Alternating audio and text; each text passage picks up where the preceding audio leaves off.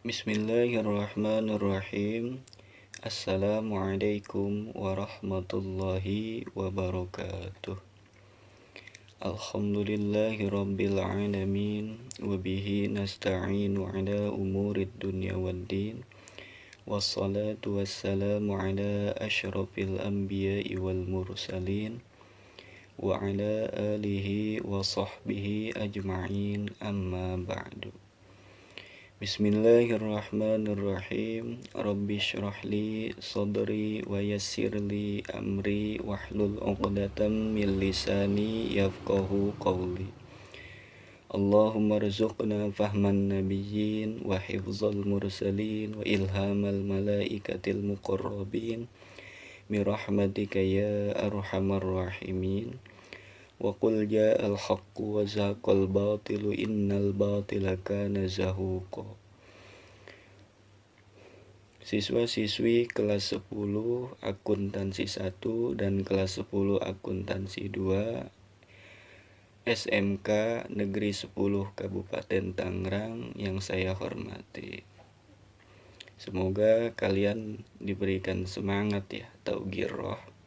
Walaupun memang pembelajaran kita kali ini berbasis atau via online. Semoga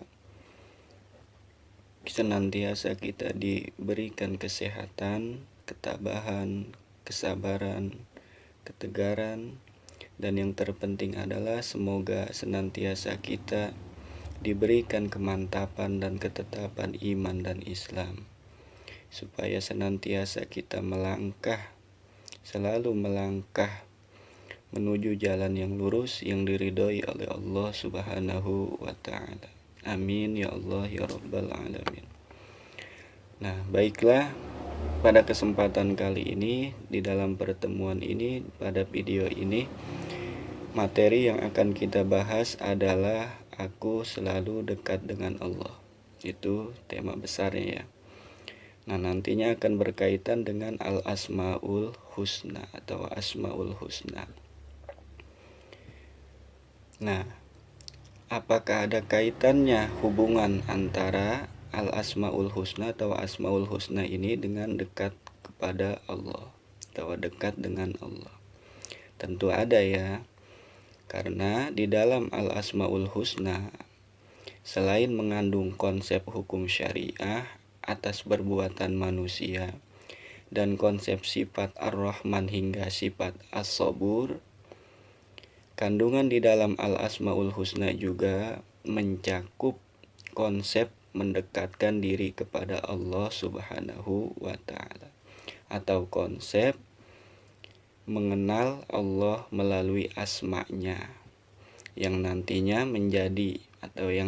dapat menjadi cerminan berperilaku bagi kita dalam menjalani kehidupan.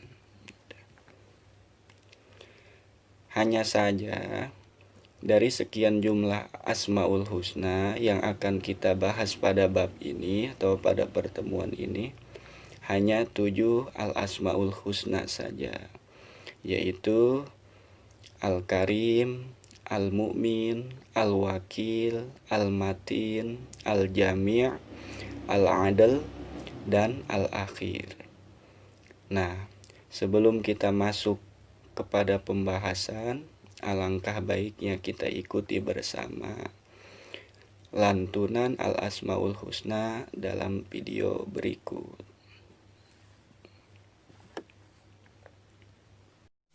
Ya Allah, Ya Rahman, Ya Rahim, Ya Malik, Ya Qudus, Ya Salam, Ya Mu'min, Ya Muhaimin, Ya Aziz, Ya Jabbar, Ya Mutakabbir, Ya Khaliq, Ya Bari, Ya Musawwir, Ya Ghaffar, Ya Qahar, Ya Wahhab, Ya Razaq, Ya Fattah, Ya Alim, Ya Qabid, Ya Basit, Ya Khafid, Ya Rafi, Ya Mu'is, Ya Mudhil, Ya Sami, Ya Basir, Ya Hakam, Ya Adil, Ya Latif, Ya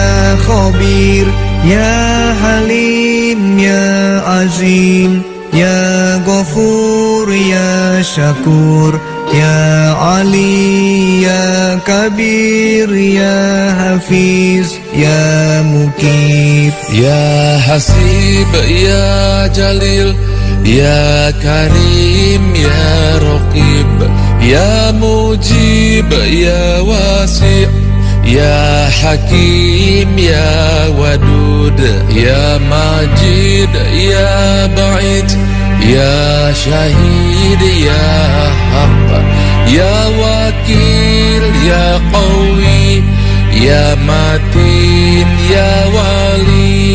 Ya Hamid, Ya Musi, Ya Mubni, Ya Mu'id, Ya Muhyi, Ya Mumit, Ya Hayyu, Ya Qayyum, Ya Wajid, Ya Majid, Ya Wahid, Ya Ahad, Ya Somad, Ya Qadir, Ya Muqtadir, Ya Muqaddim, Ya Muakhir. Ya Awal, Ya Akhir, Ya Zahir, Ya Batin, Ya Wali, Ya Muta'ali, Ya Bar, Ya Tawab, Ya Muntakim, Ya Afu, Ya Ra'uf, Ya Malikal Mulki, Ya Dzal Jalali wal Ikram, Ya Muqsim, Ya Jami, Ya Ghani, Ya Mughni, Ya Mani, Ya Dar, Ya Nafi, Ya Nur, Ya Hadi, Ya Badi', Ya Baqi, Ya Waris, Ya Rasid, Ya Sabur, Ya Allah, Ya Allah. Ya, jadi itulah ya lafal-lafal dari seluruh Al-Asmaul Husna yang mana tadi telah kita ikuti bersama lantunannya. Semoga kalian juga mengikutinya ya, agar kita mendapatkan berkah dari melantunkan Al-Asmaul Husna, lafal-lafal Al-Asmaul Husna itu. Nah, pertanyaannya kemudian, dari seluruh lafal-lafal yang telah kita lantunkan tadi, ada berapakah jumlah Al-Asmaul Husna itu? Tentu telinga kalian sudah tidak asing lagi ya mengenai jumlah Al-Asmaul Husna ini. Ya, jadi jumlah Al-Asmaul Husna itu ada 100 kurang 1 atau 99. Lalu dari mana kita bisa tahu bahwa jumlah Al-Asmaul Husna ini benar 99 atau 100 kurang 1? Nah, hal ini berdasarkan hadis Nabi yang diriwayatkan oleh Imam Bukhari yang berbunyi, An Abi Hurairah radhiyallahu an anna Rasulullah sallallahu alaihi wasallam qala, inna lillahi tis'atan wa tis'ina isman mi'atan illa wahidan man ahsaha dakhalal jannah. Artinya, dari Abu Hurairah radhiyallahu an, sesungguhnya Rasulullah sallallahu alaihi wasallam bersabda, sesungguhnya Allah Subhanahu wa ta'ala memiliki 99 nama, 100 kurang 1. Barang siapa yang menghafalkannya, maka ia akan masuk surga. Hadis riwayat Imam Bukhari. Nah, jadi jaminan di sini untuk orang yang menghafal atau penghafal Al-Asmaul Husna ini, jaminannya adalah masuk surga. Nah, apakah cukup dengan menghafalkannya? Nah, tentu selain daripada menghafalkannya, kita pun perlu untuk menjaganya, menzikirkannya, menjadikan rutinitas di dalam lidah kita sebagai zikiran atau sebagai wiridan gitu. Karena tidak jarang ulama-ulama yang menjadikan al-asmaul husna ini sebagai zikiran atau sebagai wiridan, baik di dalam sehabis sholat gitu maupun di luar daripada itu. Nah, selain daripada kita menjaga hafalan, juga menzikirkannya, kita pun harus menjaganya. Menjaga dengan cara menghindari perilaku-perilaku yang bertentangan dengan sifat-sifat Allah di dalam al-asmaul husna tersebut.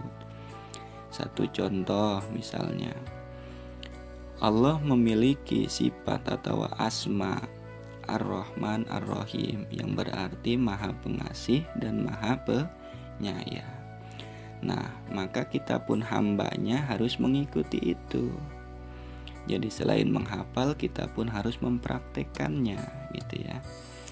Jadi nggak boleh misalkan taruhlah kalau Rahman Rahim Maha Pengasih Maha Penyayang, lawannya adalah misalkan tidak menyayangi atau tidak mengasihi gitu, cuek terhadap sesama, misalkan enggan memberikan kebaikan gitu ketika orang minta tolong, contoh itu. Nah, dari menghafalkan asmaul husna ini atau dari membiasakan membaca al asmaul husna ini, kita pun perlu yang namanya merendahkan diri atau merasa bahwasanya diri kita ini rendah sebagai seorang makhluk atau sebagai seorang hamba Allah, dan mengagungkan Allah selaku Tuhan kita, pencipta kita. Kita lanjut kepada pengertian al-asmaul husna. Al-asmaul husna terdiri atas dua kata, yaitu al-asma dan al-husna. Asma berarti nama-nama dan al-husna berarti baik, terbaik, teragung, pula indah. Jadi al-asmaul husna dapat diartikan sebagai nama-nama yang baik lagi indah, yang hanya dimiliki oleh Allah Subhanahu wa ta'ala sebagai bukti keagungannya. Selanjutnya adalah memahami makna dari 7 al-asmaul husna yang menjadi pembahasan kita. Yang pertama adalah al-karim. Secara bahasa, al-karim mempunyai arti yang maha mulia, yang maha dermawan, atau yang maha pemurah. Secara istilah, al-karim dapat diartikan bahwa Allah Subhanahu wa ta'ala yang maha mulia lagi maha pemurah, yang memberi anugerah atau rizki kepada semua makhluknya. Dapat pula dimaknai sebagai zat yang sangat banyak memiliki kebaikan, maha pemurah, pemberi nikmat dan keutamaan, baik ketika diminta maupun tidak. Al-Karim dimaknai maha pemberi karena Allah Subhanahu wa ta'ala senantiasa memberi, tidak pernah terhenti pemberiannya. Oleh karenanya, manusia tidak boleh berputus asa dari kedermawanan Allah Subhanahu wa ta'ala. Pada al-asmaul husna al-karim ini, Imam Ghazali memberikan pengertian tentang al-karim bahwa al-karim adalah dia yang apabila berjanji menepati janjinya, bila memberi melampaui batas harapan, tidak peduli berapa dan kepada siapa dia memberi. Nah, ucapan ini tertera di dalam kitab Al-Maqsadul Asna.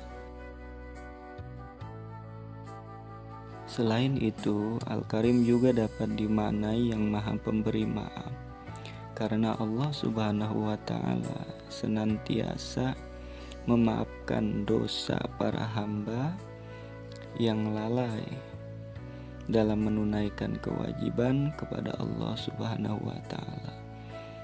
dalam catatan atau selama hamba itu mau bertaubat kepada Allah Subhanahu wa Ta'ala. Nah, bagi hamba yang berdosa, Allah Subhanahu wa Ta'ala adalah yang Maha Pengampun. Allah Subhanahu wa Ta'ala akan mengampuni seberapapun besar dosa hambanya selama hambanya tidak meragukan kasih sayang dan kemurahannya. Yang kedua adalah pengertian dari al-mu'min. Al-mu'min secara bahasa berasal dari kata amana, yang berarti pembenaran, ketenangan hati, dan rasa aman. Allah Subhanahu wa Ta'ala yang memiliki sifat atau nama al-mu'min, artinya Dia Maha Pemberi rasa aman kepada semua makhluknya, terutama kepada manusia. Dengan demikian, hati manusia menjadi tenang. Kehidupan ini penuh dengan berbagai permasalahan, tantangan, dan cobaan. Jika bukan karena Allah Subhanahu wa Ta'ala yang memberikan rasa aman dalam hati, niscaya kita akan senantiasa gelisah, takut, dan cemas. Yang ketiga adalah pengertian al-asmaul husna al-wakil. Kata al-wakil ini mengandung arti maha mewakili atau pemelihara. Al-wakil yaitu Allah Subhanahu wa Ta'ala yang memelihara dan mengurusi segala kebutuhan makhluknya, baik itu dalam urusan dunia maupun urusan akhirat. Dia menyelesaikan segala sesuatu yang diserahkan hambanya tanpa membiarkan apapun terbengkalai. Dengan demikian, orang yang mempercayakan segala urusannya kepada Allah Subhanahu wa Ta'ala akan memiliki kepastian bahwa semua akan diselesaikan dengan sebaik-baiknya. Hal itu hanya dapat dilakukan oleh hamba yang mengetahui bahwa Allah Subhanahu wa Ta'ala yang Maha Kuasa, Maha Pengasih adalah satu-satunya yang dapat dipercaya oleh para hambanya. Seseorang yang melakukan urusannya dengan sebaik-baiknya dan kemudian akan menyerahkan segala urusan kepada Allah untuk menentukan karunia-Nya. Yang keempat adalah pengertian dari al-asmaul husna al-matin. Al-matin artinya adalah maha kukuh. Allah Subhanahu wa Ta'ala adalah maha sempurna dalam kekuatan dan kekukuhannya. Kekukuhan dalam prinsip sifat-sifatnya. Allah Subhanahu wa Ta'ala juga maha kukuh dalam kekuatan-kekuatannya. Oleh karena itu, sifat Al-Matin atau nama Al-Matin adalah kehebatan perbuatan yang sangat kokoh dari kekuatan yang tidak ada taranya. Dengan demikian, kekukuhan Allah Subhanahu wa Ta'ala yang memiliki rahmat dan azab terbukti ketika Allah Subhanahu wa Ta'ala memberikan rahmat kepada hambanya. Tidak ada apapun yang dapat menghalangi rahmat itu untuk tiba kepada sasarannya. Demikian juga tidak ada kekuatan yang dapat mencegah pembalasannya atau azabnya. Yang kelima adalah al-asmaul husna al-jami'. Al-jami' secara bahasa artinya yang maha mengumpulkan atau menghimpun. Artinya bahwa Allah Subhanahu wa Ta'ala maha mengumpulkan atau menghimpun segala sesuatu yang tersebar atau terserak. Allah Subhanahu wa Ta'ala maha mengumpulkan apa yang dikehendakinya dan dimanapun Allah Subhanahu wa Ta'ala berkehendak. Penghimpunan ini ada berbagai macam bentuknya. Di antaranya adalah mengumpulkan seluruh makhluk yang beraneka ragam, termasuk manusia dan lain-lainnya, di permukaan bumi ini, dan kemudian mengumpulkan mereka di padang mahsyar pada hari kiamat. Yang keenam adalah al-asmaul husna al-adl. Al-adl artinya maha adil. Keadilan Allah Subhanahu wa Ta'ala bersifat mutlak, tidak dipengaruhi oleh apapun dan oleh siapapun. keadilan Allah Subhanahu wa ta'ala juga didasari dengan ilmu Allah Subhanahu wa ta'ala yang maha luas. Dengan demikian tidak mungkin keputusannya itu salah. Adil juga dapat dimaknai sebagai penempatan sesuatu pada yang semestinya. Allah Subhanahu wa ta'ala dinamai Al-Adl karena keadilan Allah Subhanahu wa ta'ala adalah yang sempurna. Dengan demikian, semua yang diciptakan dan ditentukan oleh Allah Subhanahu wa ta'ala sudah menunjukkan keadilan yang sempurna. Hanya saja banyak di antara kita yang tidak menyadari atau tidak mampu menangkap keadilan Allah terhadap apa yang menimpa makhluknya. Oleh karena itu, sebelum menilai sesuatu itu adil atau tidak, kita harus dapat memperhatikan dan mengetahui segala sesuatu yang berkaitan dengan kasus yang akan dinilai. Dan penting bagi kita mengetahui bahwasanya akal kita atau akal manusia ini terbatas. Kadang-kadang menganggap sesuatu itu buruk, padahal nyatanya itu adalah yang terbaik bagi kita. Itulah keadilan Allah. Pengertian Al-Asmaul Husna yang selanjutnya, yang ketujuh ini atau yang terakhir dalam pembahasan kita adalah Al-Asmaul Husna Al-Akhir. Al-Akhir artinya yang maha akhir, yang tidak ada sesuatu pun setelah Allah Subhanahu wa ta'ala. Dia maha kekal tatkala semua makhluk hancur, maha kekal dengan kekekalannya. Adapun di antara sikap orang yang mengesahkan atau yang mempraktekkan sifat al-akhir akan menjadikan Allah Subhanahu wa ta'ala sebagai satu-satunya tujuan hidup, yang tiada tujuan hidup selainnya. Tidak ada permintaan kepada selainnya, dan segala kesudahan tertuju hanya kepadanya. Oleh sebab itu, jadikanlah akhir kesudahan kita hanya kepadanya, karena sungguh akhir kesudahan hanya kepada Rob kita. Seluruh sebab dan tujuan jalan akan berujung keharibaannya semata. Cukup sekian materi pada pertemuan kali ini saya sampaikan. Terima kasih atas segala perhatian. Mohon maaf atas segala kekurangan. Tetap semangat, semoga bermanfaat. Wallahu a'lamu bishawab. Sampai jumpa pada pertemuan yang akan datang. Wassalamualaikum warahmatullahi wabarakatuh.